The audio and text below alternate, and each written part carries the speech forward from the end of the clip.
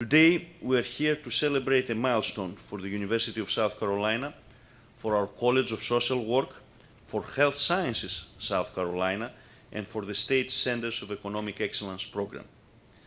The COE program has already had a substantial impact on the state by bringing top researchers to our universities.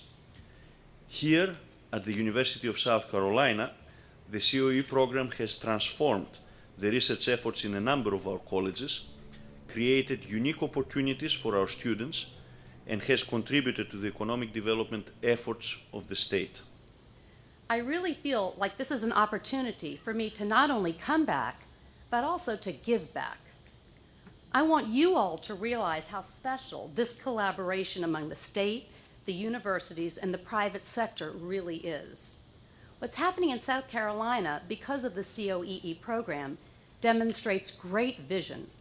South Carolina understands that no one sector can do it alone.